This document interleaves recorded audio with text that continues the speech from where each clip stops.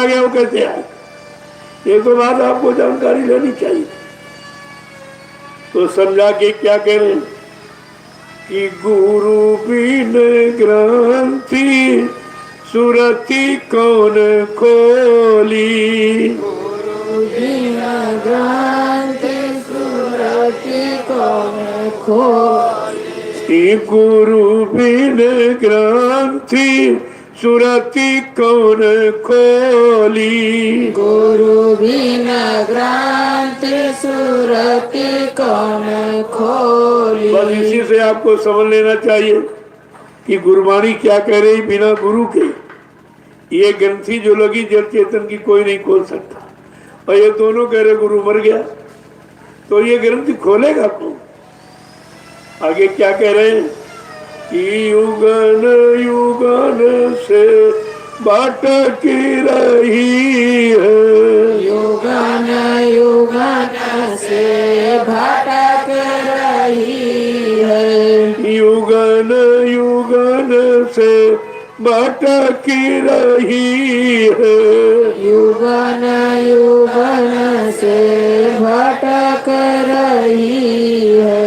कोई न साथ संग जोरी, कोई न शब्द संग जोरी, कोई न साथ संग जोरी, कोई न शब्द संग जोरी, गुरु बिन ग्रंथि सुरति कौन छोरी, गुरु बिन ग्रंथि सुरति कौन छोरी। युगों युगों से भटक रही, यानी कोई धरती पर ऐसा आया ही नहीं जो जल चेतन की गांठ को खोलता और जीवात्मा अपने घर पहुंचती। देखो कितनी बड़ी जानकारी है। और जिन्होंने कह दिया गुरु मर गया, वो तो कभी ये काम करेंगे और ये काम उनका कभी होगा भी नहीं। जब ऐसी धारणा, ऐसे विचार इनके बन गए कि गुरु ही चला गया, और ये शब्द क्या कह रहा कि गुरु बिन ग्रंथि सूरत कौन छोरी, बिना गुरु सदगुरु के ये जल चेतन की गांठ जो लगी, जिसके कारण जीवात्मा मृत लोक से निकल नहीं पा रही, का ये काम केवल सदगुरु ही करेगा, और वो युगों युगों से कोई नहीं कर पाया। अब तो कह दिया गुरु मर गया, अब तो हो ही नहीं सकता। इनके दृष्टिकोण से, इनके विचार से, इनके कहने के अनुसार तो ये काम अब किसी का होगा ही नहीं, क्योंकि जो काम करने आया उसी को कहते मर के चला गया। आगे क्या कह रहे हैं कि 84 में बहुत दिन भटकी, 84 में बहुत दिन भटकी, 84 में बहुत दिन भटकी, 84 में बहुत दिन भटकी, भटकी के आई इस ओरी, भटकी के आई इस ओरी, भटकी के आई इस ओरी, भटकी के आई इस ओरी, गुरु बिन ग्रंथि सुरति कौन छोरी, गुरु बिन ग्रंथि सुरति कौन छोरी। 4,84 लाख योनों में भटकी, कोई ऐसा नहीं मिला जो जल चेतन की गांठ को खोल देता। तब भटक भटक के इस ओर यानी इनकी तरफ आई, और यहाँ लोगों ने कह दिया बाबा जी मर गए। अब बेचारे कहाँ जाएंगे, अब ये कहाँ जाएंगे? 4,84 में भटक भटक के मुश्किल से ये मिले, और जिन्होंने रास्ता बताया और कहा मैं तुमको तुम्हारी जीवात्मा को पहुंचा कर ही मानेंगे, मैं मानव शरीर को जब तक नहीं छोड़ूंगा जब तक जीवात्माओं को घर नहीं पहुंचा दूं। कहा मुश्किल से ही सो आई और यहाँ प्रचार ये कर दिया। इन स्वार्थी लोभी लालचियों ने ये प्रचार कर दिया कि बाबा जी मर गए। अब ये काम कौन फिर, अब तो ये काम फिर छूट गया। उनके कहने के अनुसार ये काम फिर कौन करेगा कि 4,84,00,000 योनियों में तो काम हुआ नहीं और भटक कर यहाँ आई तो यहाँ भी किसी ने किया नहीं। सतयुग, त्रेता, द्वापर, 5,500 वर्ष कलयुग, ये सब निकल गया, कोई काम करने वाला नहीं। और जो आया उसको आपने कह दिया मर के चला गया, तो काम कभी नहीं होगा, कभी जीवात्मा नहीं जा पाए। फिर उनका यहाँ आने का मतलब क्या, नामदान लेने का मतलब क्या, और आपको नामदान लेने का मतलब क्या, ये सब समझना चाहिए। अगर समझ लेते तो क्या तुमको कोई बहका सकता था? अरे गुरु वचनों को समझ लेते और मान लेते और अपने जीवन में उतार कर चल देते तो उस दया को कोई भुला नहीं सकता।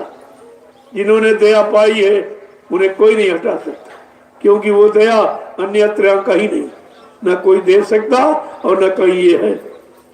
आगे क्या कह रहे कि अब की नर्तन मिला भाग से, अब की नर्तन मिला भाग से, अब की नर्तन मिला भाग से, अब की नर्तन मिला भाग से, मिली नाम की डोरी, मिली नाम की डोरी, मिली नाम की डोरी, मिली नाम की डोरी, गुरु बिन ग्रंथि सुरति कौन छोरी, गुरु बिन ग्रंथि सुरति कौन का 4,84 में तो भटका खाया, बड़े मुश्किल से मानव तन मिला तो ये बहकाने वाले मिल गए जो साथ रहते। अरे संसारियों ने धोखा किया होता तो ठीक था, इन्होंने तुम्हारे ने तुमको धोखे में डाल दी।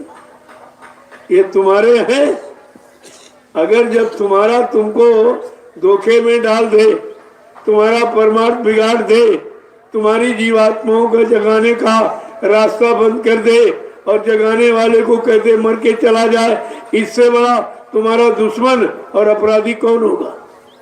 कभी आपने विचार किया इस पर? क्या कह रहे हैं महापुरुष? अब की नर्तन मिला भाग से, बड़े भाग्य मानुष तन पावा, सुर दुर्लभ सदग्रंथन का बड़े भाग से मिला है।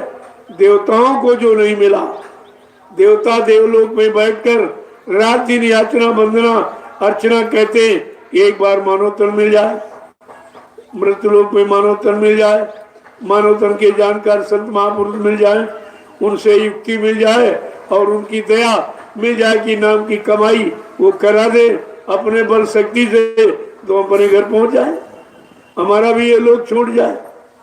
वो भी बेचारे काम ना करते और आपको मिला तो ऐसे तुम्हारे ये साथ वाले मिले कि तुम्ही को भटका दिया। अब ये साथी हैं, ये साधक की बाधक है।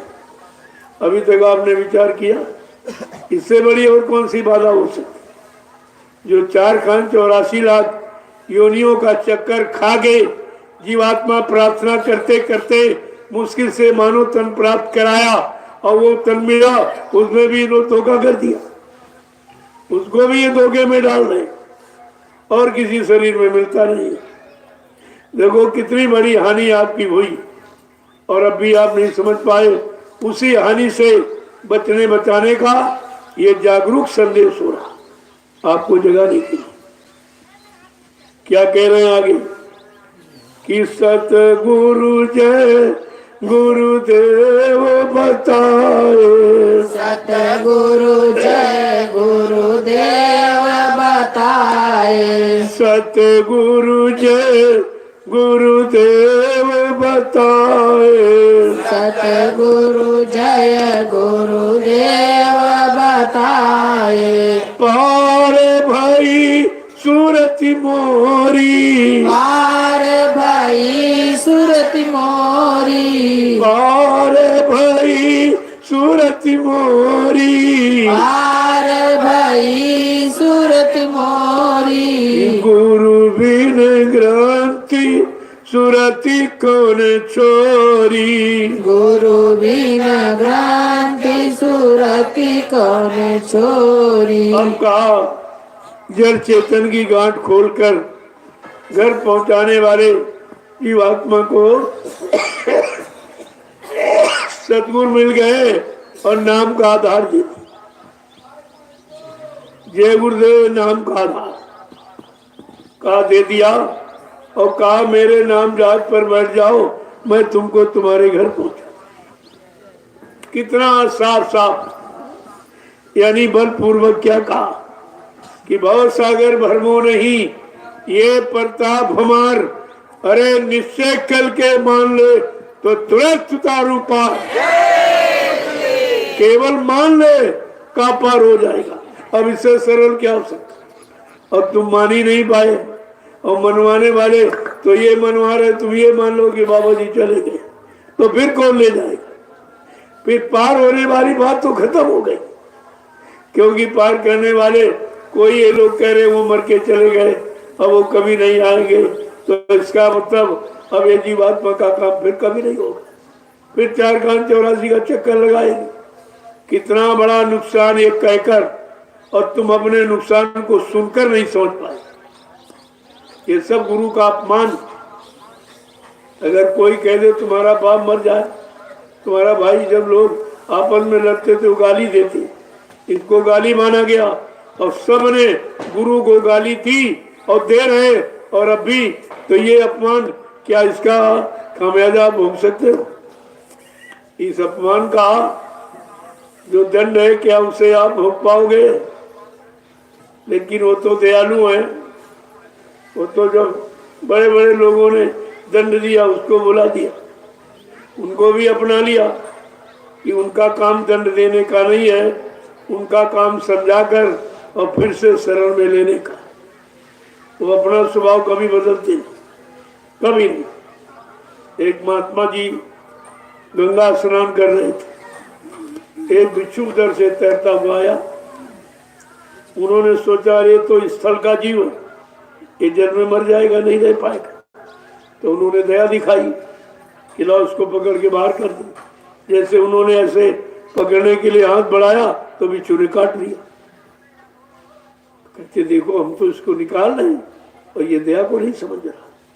फिर ऐसे हाथ रहा, 3-4 बार उन्होंने पकड़ने की कोशिश की तो वो डंक मारता। तो उन्होंने सोचा जब ये अपनी आदत जो काटने वाली ये नहीं बंद कर रहा, तो मैं अपनी बचाने वाली दया की आदत को क्यों बंद करूं। तो एक बार पकड़ा और पकड़ के बाहर फेंक दिया। कहने का मतलब ये कि दयाल कभी दया से अलग नहीं होता। तुम तो दया जानते नहीं, तुम तो बेरहम हो, तुम तो अभिमानी मानी गुमानी हो और झूठा है इनका। नुकसान अपना कर रहे हो और लाभ फिर भी वो दिया जा रहा, फिर भी आपको लाभ दिया जा रहा, क्योंकि अब ऐसी शरण कहीं मिलेगी नहीं। ऐसा दरबार माफ करने वाला कहीं आपको मिलेगा नहीं। और उस दरबार से अगर तुम भाग भाग के जा रहे हो तो ये बताओ तुम्हारा छुटकारा कहाँ होगा, तुम्हारा बचाव कहाँ होगा। ये है सम्मान का दरबार। दरबार में सच्चे सदगुरु के दुख दर्द मिटाए जाते हैं। दुनिया के सताए लोग जहाँ सीने से लगाए जाते हैं। ये है दरबार का काम, ये दरबार का फल है, ये फल दिया जाता है। लेकिन जीव बेचारा इतना जड़ जीव है, कोई इस बात को समझ नहीं पा रहा। तो वो बिच्छू की तरह वो तो डंक मारता रहेगा, लेकिन महात्मा जी दया करके एक बार उसको निकाल ही देंगे। बात को आपको समझना चाहिए। जय गुरुदेव।